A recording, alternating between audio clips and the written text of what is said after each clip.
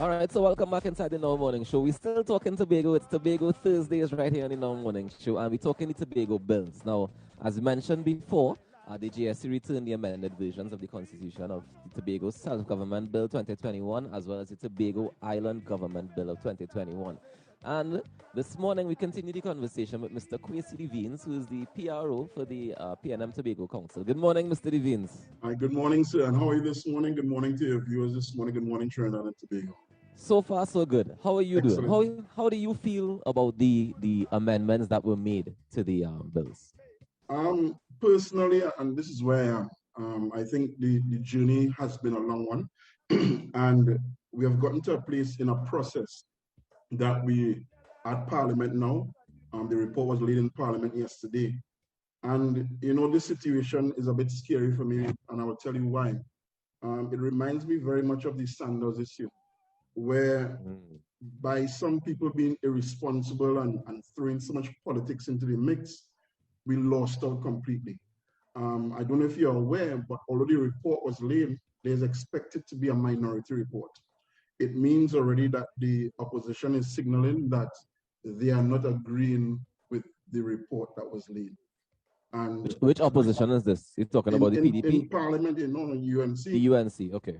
And the information that I have is that they're using the utterances of persons like your previous guest and his cohorts to back up that minority report. So it means now that Tobagonians are in danger of losing out on this opportunity for the autonomy bill that we so desire.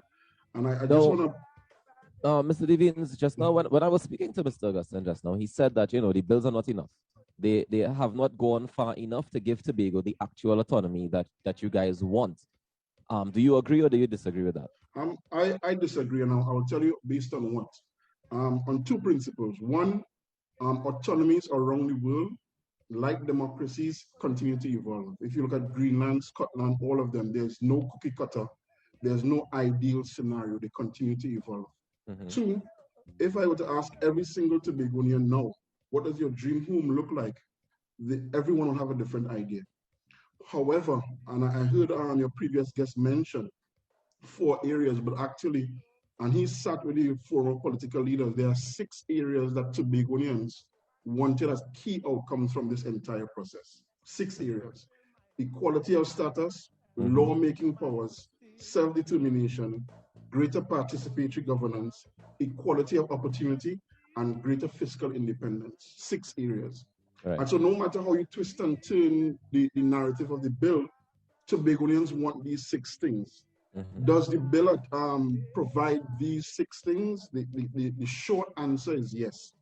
Does it go as far as we want it to go? The short answer is no. However, at this point in time, we went through a process from 1977, where it first came up in Parliament, the bill, the 1980 bill, that got the THA going again. Then we went in 1996. Now, 25 years later, after Patrick Manning laid a version in 2006, I believe it is, Kamala Persad-Bissessar laid a version in 2011. There was a John Prince committee in 2008. The forum of political leaders came together in 2013. There were consultations that amounted to over 4 years, 100 hours, 20 venues, 120 written submissions, 6,000 Tobagonians were consulted by the forum of political leaders after the first convening in 2013. We've come a long way after years of consultation. And you're coming to the people of Tobago now because you just woke up, you just figured out that you understand politics, and you're saying, well, we didn't get consulted enough. That is the furthest thing from the truth. I heard you mention consultation. There have been years of consultation. And personally, I'm worried that my 4-year-old son will get to my age, and we're still having this particular discussion. But isn't that part of the problem? Is how do we get from the discussion phase into the implementation phase? How do we get the actual changes that Tobagonians want? What we have to do is commit to the process. We have to commit. Mr. Augustin in 2018 was part of a team of the Assembly then that went to Roxborough and to the Division of Infrastructure to speak to the people of Tobago to say, listen, the bill is about to be laid in Parliament. These are the things in the bill. And he was there. He made a presentation in Roxborough. There was collaboration with the foreign political leaders. So what we need from the PDP, first and foremost, is one idea. Because we're hearing their political leaders say, well, secession and some members saying independence. We need a commitment to this process.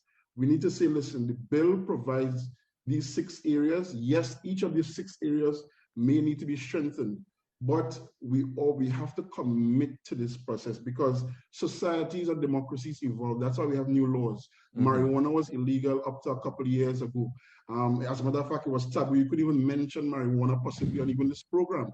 But now we could speak about it in the open because our society has evolved. It means that even if we commit to this process, if it's not a perfect bill as it is now, it doesn't take away our opportunities, just like Scotland did a couple of years ago, to agitate for even greater powers, whether it's collecting tax, whether it's a greater share of our maritime resources. It does not prevent Tobagonians from doing so. However, we are at a stage where we have gone through so many years of consultation.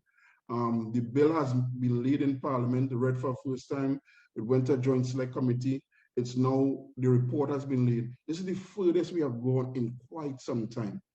We don't want to endanger it by restarting the consultation process. That is an act of madness. And I think it's a bit disingenuous that the PDP is now talking again or now talking about coming together when there have been overtures to them previously. And there have been opportunities before that have been an olive branches extended. They have now muddied the waters. There's a minority report about to be laid, and they have now put the people of Tobago or their aspirations and dreams in danger because of their careless, reckless, and foolish utterances. All right. So from what you're saying there, I get in a couple of things.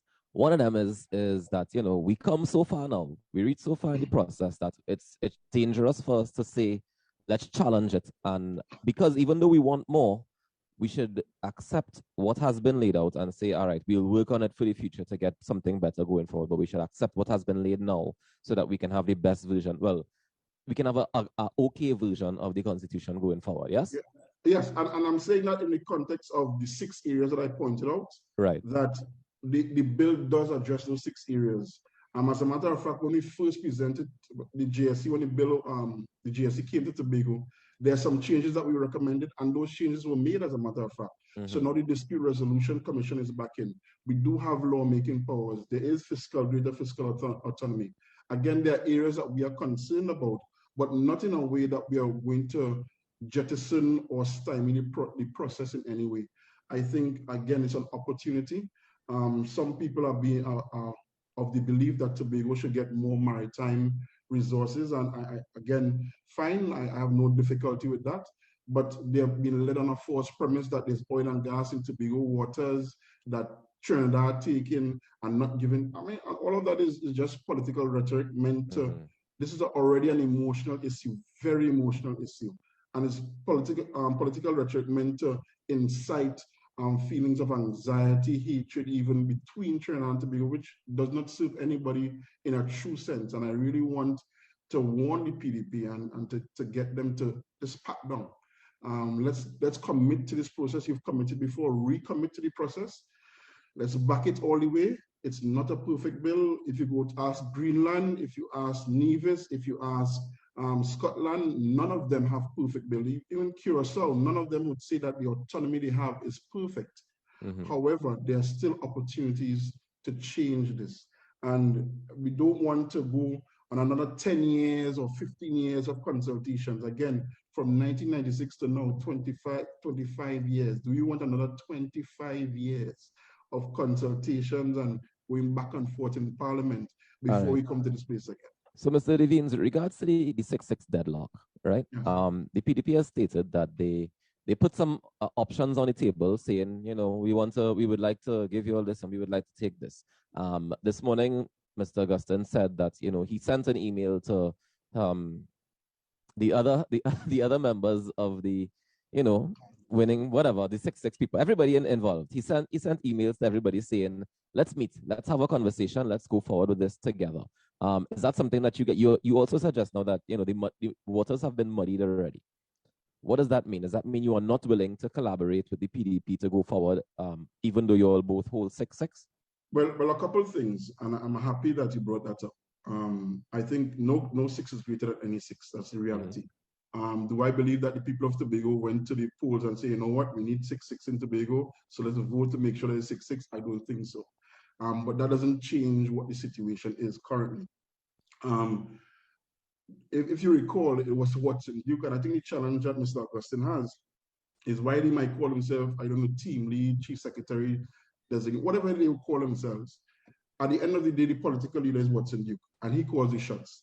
And the shot that he called was that all bets are off in his regard. In the midst of negotiation, all bets are off, no deal, no nothing, and everything was called off while we were negotiating. And on the premise of the negotiations as well came out of a meeting with the Prime Minister, if you recall, and the decision was, let us go back to the polls with the autonomy bill as opposed to the current THA Act. That was the proposal. That was the premise for all of the negotiations. As a matter of fact, they were the same Mr. Augustine was upset that the Prime Minister didn't consult before they made the amendments to the THA Act, which, as you rightly pointed out before, only required a simple majority. So I don't know where he's coming up with these genius legal these legal terms and jargon and interpretation that the amendments cannot hold water. That's not true. If all else fails, we do have that safety net. But the agreement was, let us try with this autonomy bill. This is the bill that people prefer to go to the polls with the autonomy bill as opposed to the simple amendments to the THA Act. And that is the truth. And so for me, again, recommit to the process because the process has gone as far. The bill that is there now is based on the forum of political leaders, which the PDP, although they weren't an original member, former Chief Secretary Kelvin Charles invited them on board. So they just have to recommit to what it is, probably renounce some of the crazy statements about independence and secession, and encourage Tobagonians to commit to these 6 areas, look at the 6 areas critically, and let's say, you know what, we do now have lawmaking powers, we do have greater participatory governance, we do have greater fiscal autonomy, and there are greater opportunities now with the commission, the commissioners of the Public Service Commission and Teaching Service Commission now resident in Tobago. So these 6 areas are covered widely in the bill. There are great opportunities. Again, the bill is far from perfect, but is it a step forward? It is a great step forward. I don't know, is it what Neil Armstrong said about one small step and it being a greater step? And this is a great step for the people of Tobago, although it may seem as a small step in the history of time. All right. Well, I want to thank you very much for joining us this morning, Kwesi Vignes, and sharing your opinion on the amendments made to the Tobago Self-Government Bill and the Tobago Island Government Bill 2021. Basically saying, one small step for Tobago, one giant leap for mankind. Thank you so much, Kwesi, the PRO of the PNM Tobago Council. We'll take a quick break and come up with more inside the Now Morning Show. Stay tuned.